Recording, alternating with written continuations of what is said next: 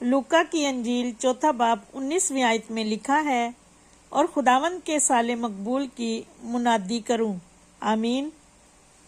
یہ آیت یسوع مسیح کی اس تقریر کا حصہ ہے جو یسوع نے اپنی خدمت کے آغاز میں ناصرت کے عبادت خانہ میں کی، جہاں وہ یسایہ 61 اس کی پہلی اور دوسری آیت کا حوالہ دے رہے تھے، جس کے مطابق یسوع نے اعلان کیا کہ وہ خدا کی طرف سے بھیجا گیا ہے اور خداوند کا روح مجھ پر ہے تاکہ میں غریبوں، قیدیوں، اندھوں اور مظلوموں کو رہائی دلاؤں۔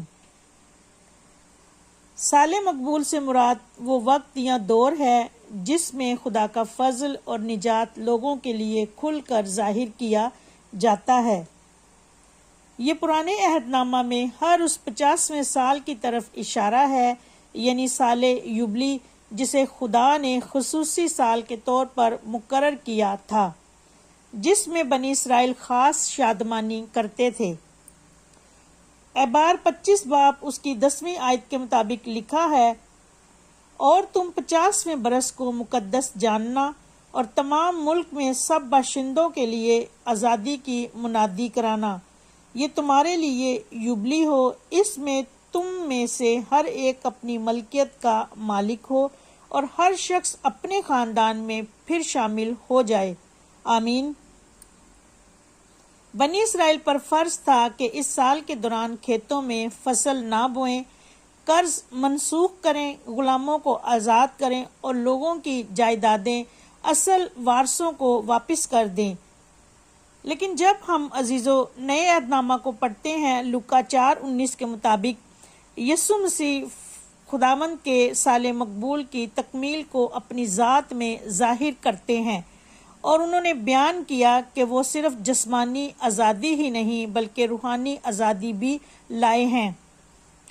پرانے عہد نامہ کے سال یوبلی میں آزادی، بحالی، معافی کو آج یسوع مسیح میں دائمی فضل اور خدا کے سال مقبول کو دیکھیں، جس کے لیے میں چند پوائنٹ جو ہیں وہ آپ کے سامنے رکھوں گی۔ یسوع مسیح میں سال یوبلی کی تکمیل۔ پہلا پوائنٹ ہے آزادی کا اعلان۔ سال یوبلی میں غلاموں کو آزاد کیا جاتا تھا، اور فضل میں یسوع نے روحانی غلامی جس میں گناہ، ابلیس اور موت سے آزادی دی۔ یوحنا 8:36 کے مطابق لکھا ہے، پس اگر بیٹا تمہیں آزاد کرے گا تو تم واقعی آزاد ہو جاؤ گے، آمین۔ دوسرا پوائنٹ ہے قرضوں کی معافی۔ سال یوبلی میں قرض معاف کیے جاتے تھے، اور فضل میں یسوع نے ہمارے گناہوں یعنی روحانی قرض کی معافی دی ہے، ہماری خطائیں معاف کی ہیں۔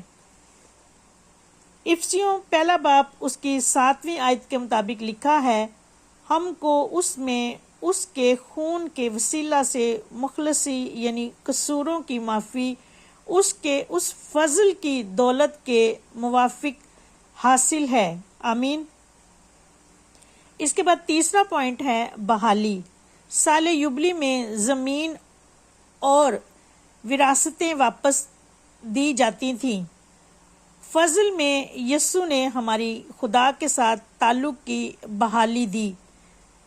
دوسرا کرنتھیوں 5 باب 19ویں آیت کے مطابق لکھا ہے، خدا نے مسیح میں ہو کر اپنے ساتھ دنیا کا ملاپ کر لیا، آمین۔ عزیزو، یسوع کا آنا خدا کے فضل اور نجات کے دور کا آغاز ہے۔ یسوع کا آنا خدا کا فضل ہے۔ سال مقبول خدا کی نجات کا وہ وقت ہے جب ہر قوم، قبیلے اور زبان کے لوگ ایمان کے ذریعے نجات پا سکتے ہیں۔ افسیوں 2 باب 8ویں آیت میں لکھا ہے، کیونکہ تم کو ایمان کے وسیلہ سے فضل ہی سے نجات ملی ہے، آمین۔ آج یسوع مسیح میں سال یوبلی کا مطلب صرف ایک خاص وقت یا سال تک محدود نہیں رہا، بلکہ یسوع مسیح نے اپنی موت اور قیامت کے ذریعے اسے دائمی بنا دیا ہے۔ اب ہر ایمان لانے والا شخص یسوع میں گناہوں کی معافی، آزادی اور خدا کے فضل تک رسائی حاصل کرتا ہے۔ عزیزو، یسوع مسیح خدا کے سال مقبول یعنی فضل کے دور کا مرکز ہے۔ یسوع مسیح کی انجیل یعنی فضل کی خوشخبری ہمیں دعوت دیتی ہے کہ ہم روحانی طور پر آزاد ہو کر خدا کی بادشاہی کا حصہ بنیں۔